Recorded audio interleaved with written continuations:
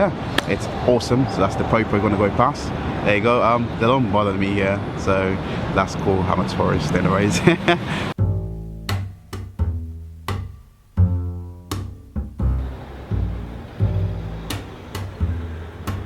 So they call the police on me. Someone call the police on me. The police just leaving now. It's me. Why am I recording? I say YouTube. So she's like, oh, that's fine. They think I'm a journalist, but I'm not. See? I'm just a nice person, really. For your safety, please stand behind the yellow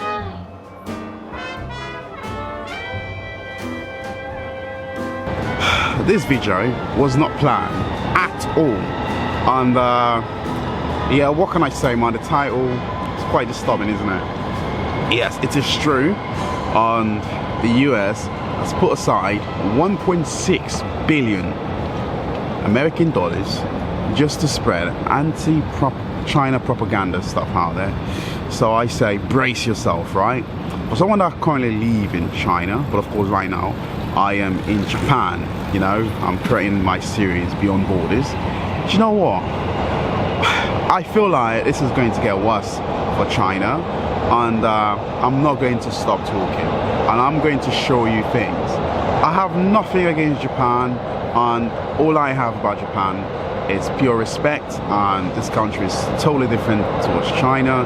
And I tell you what, I wish China can get the same press as Japan do, but unfortunately it seems like it's not going to happen. And since I've been here in Tokyo, Japan, the foreigners seem positive, and of course they asked me, a lot of them. I've met Americans, I've met British guy, even at the place I'm staying at. I've met Malaysian, you know, I've met some few foreigners, yeah. You know, of all the places I've been to in, let's say, in East Asia, surely here I've seen the most foreigners.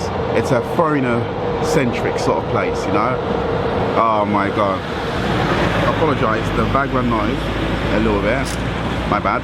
But I can't believe it. I really cannot believe it. The US has went on and passed the $1.6 billion just to spread anti-China propaganda, and it is going to get worse. Like I said, it is not going to get easy. But of course my channel is more of an international channel, you understand? So I go to different countries around the world, and right now I'm here, I'm creating documentaries, and of course in the future you will get to see my opinions about what I think of Japan and compared to China, and I will do but I will not mainly focus on only comparison, but of course I will create individual videos at the same time creating videos I want to create, you know what I mean? So definitely I will never shy away from telling the truth about China, you know. And even here, the people I've encountered, really, even I went to the mosque as well yesterday, and then basically the guy that was leading the prayer was Malaysian guy. And then basically, and then he asked me, what do you do? I was like, I do YouTube, and of course I work in China. He was like, what, really work in China? And then he was like, is it really difficult for Muslim there? Yeah, in China I heard they're very strict on Muslim. I was like, wow, really, Western media actually is doing their thing out there, you know? And I was like, I showed them pictures, I showed them like, it's totally fine. I live in Tianjin, right? That's where I based. And then I showed them the mosques. They was like, oh, the mosque is very, very small. I was like, no. The mosques in China are a lot bigger than the mosques here in Tokyo, really. Tokyo, of course, and no space in this place, very, very dense, you know. And basically, and I showed them, I was like, wow, I never thought it's like that. I was like, see, that's the thing. So in order for me to change people's perception, I have to keep exploring and going to different countries, and of course in spreading the news, not just within China but also outside of China. I think and that is the way, you understand? And all these people I've encountered, when they ask me, even as a British guy, the place I'm staying at, and then he asked me, so why you live in Japan? And it's in China. And I was like, yeah. And so wow, it must be cool there. I was like, absolutely, man, you have to come and check it out. Japan is awesome as well, Tokyo. And I was like, man, if you go to China, you're gonna love it even more, really. I was like, wow, interesting, really. I was like, yeah, it's really that interesting, really. I never thought I would love China like I do. And then now exploring other countries, and then whenever I go back into the country, I just see the difference. And of course, and the one thing I've learned in life, to appreciate every country I go to, and every country are different. Every single country is different, so of course I have to adapt and I have to accept it. And I like the fact that Japanese people, they're being themselves, you know, and you will get to see that in the Beyond Borders documentary. The Beyond Borders documentary is a little bit more well published, you know, so definitely and when I tell people about China, how China is so awesome, we don't use cash, you know, here it's a cash-based society, but like in China we don't use cash at all, and things tend to be a lot more silent. You can hear the train going past, and even hear a lot of the cars. I think some of them are quite cool, but bikes very loud some way. But of course Japan is a lot more cleaner, I would say so.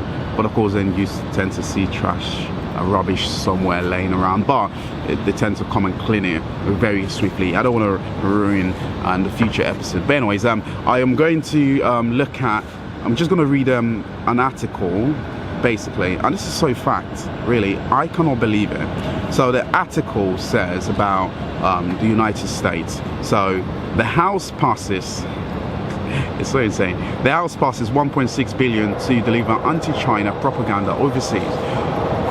Mate, I've seen countless of in videos out there, whether China fact or China, what is it, and China indeed, or China, I don't know what, China observer, or China, what is it, and China debunk, or China.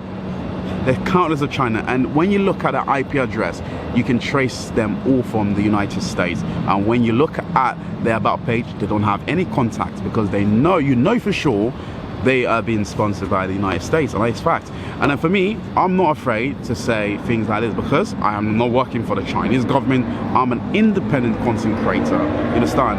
And the one thing I believe, because since I'm Muslim, is to spread positivity, and I don't want to, you know, to spread any negativity at all, you know. So it's all about good vibes. That's what I believe in, you know. So anyways, I continue reading. And so somehow it's a crime when Russia does it to us, but good information ups when we want to discredit Beijing Belt and Road Initiative worldwide. So that is just the subheading, right? So now I'm just gonna read the first two paragraphs. That's it, all right? So it is loud. It is a little bit loud. What's going on here? Oh, that's the fire trucks. That's the fire trucks, really. Now let me just read. See, that's what I'm saying. I get a little bit distracted. I think China has spoiled me, man. Because when I'm in China, the noise is so, it's substantially reduced when I'm in China. Everything is so silent. Anyways, since at least 2016, foreign interference in American elections and civil service has become central to American politics discourse. This issue is taken extremely seriously by the US government. On Monday, the office passed HR 1157, the countering the PLC aligned influence fund by a, this is really insane, really. They're actually doing it. They are actually doing it, really. So they put aside money, I mean, and so okay, these legislation authorize more than 1.6 billion for State Department and US aid, and over the next 5 years to, among those purposes, subsidize media and civil service sources around the world and encounter Chinese aligned influence globally. Wow, unbelievable, really. I mean, unbelievable. This is insane, really insane. So remember when I say Western leaders, really, they are telling you to hate China. It's okay to hate China, and which is so weak of a mindset of any leader in any country. If you're a leader in a place that you're telling people, oh, it's okay, yeah, hate China, everything. I've seen that as well in a debate. You know, both Kamala and Donald Trump, they don't have any positive approach. Their plan is to give what most Americans have been told, you know what I mean? Most Americans, they've been told it's okay to hate China, it's fine. China is our enemy. I don't know, man, I don't know. And the one thing I've learned is, the more you explore, the more you become more open-minded. I think the people that tend to hate a lot, like the Sapiens, the Lawine, those are the big YouTube channels that mainly focus on hating on China. You see, those guys, look at their life, right? They are pretty scared. They probably don't have any social skills. You know, I can tell you for sure, people that focus mainly on hate, they have no social skills. Because when you are open-minded, you meet people from all walks of life, you're more, you know what I mean, sincere with the way you talk about things, and you're not afraid to meet people up and of course have a discussion. You know, that's the thing I don't really like about their content. It's so reactionary and it's nothing fact, it's not on the ground anymore. I used to really like their content. I don't hate them. I will always say that. I don't hate them as a person. Never. I have nothing against them, but it's just the content they're putting out there. I think it's unjust and basically it is not right. And it really pissed me off, honestly.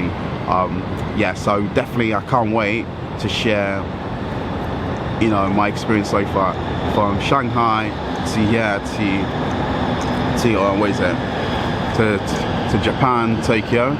Awesome place. I have ultimate respect for the Japanese people. Your country is awesome. Yeah, I gotta say that, especially the city. Maybe there's one or two things I'm not a fan of, but I will explain in the future episode. But honestly, like 1.6 billion, that is ludicrous, you know. And they don't, you know, the thing is, America don't want China to work with Africa, you know. And you already saw recently as well, a lot of African leaders, they went to Beijing for a meeting on just to improve Africa. But what most Western countries, the UK, America, what they're doing is they don't provide anything for Africa, but they're looting Africa in such an epic way for centuries, you know what I mean? But China, look, in recent time, you know, and they help Africa build roads, schools, you know, education, giving scholarships to people out there, you know. It's a country that is rich. It's really self-made. It's not like America go out and the UK go out, Canada go out and loot Africa, loots a lot of our Asian countries, you know, the treasure, and then they build the US, the UK, or Canada. You know, it's so sad, really.